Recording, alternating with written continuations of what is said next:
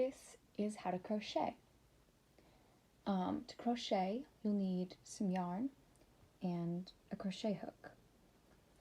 So almost all crocheting starts out with a very simple knot called the slip stitch, or the slip knot.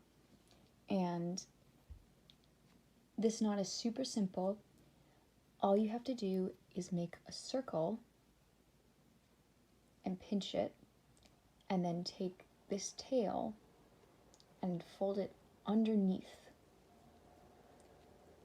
and it'll form a circle with a line through it, and you'll reach in, pull that line, and then pull it tight so that it forms a knot. Next, you'll pull on the end a little bit to get it smaller. Take your crochet hook and put it into the knot. So that's the beginner for crochet. Next is the handiwork, which is pretty important. To make sure that the string is taut so it's easier to maneuver, you're going to want to take your index finger and your middle finger, pinch the yarn between it, and then take your ring finger and your pinky finger, and again, pinch the yarn. Next, you want to make sure that the stitch that's on your yarn is about a crochet head's about an inch away from your index finger. You'll pinch the yarn right here with your thumb and your ring finger, and then you're ready to go. So it's a little bit confusing, but making sure that your yarn is pretty tight is very, very essential to making sure that your crocheting goes okay. And then we begin a chain stitch. This is a really simple stitch again, and it's the basis of most crochet projects.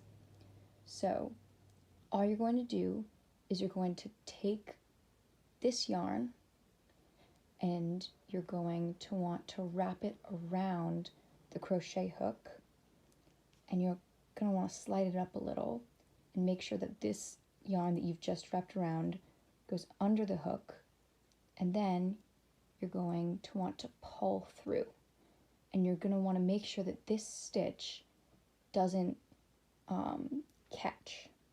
So again, you'll want to wrap around, and then you'll pull through, and you'll wrap around, and you'll pull through, and you'll just repeat that a couple times. So once you've crocheted your chain to a length that you want it, you're ready to begin the next row. So I've crocheted mine about 10 stitches, and I think I'm ready to start making it taller.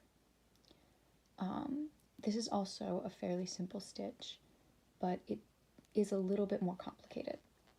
So you'll want to start crocheting back, kind of using these chain stitches. So you'll chain one extra just to account for the height, and then you'll look at these chains and you'll see that there's a little bit of space between them. You can kind of pull them apart. So you take your hook and you'll skip the chain you just made, and you'll put your hook into the chain,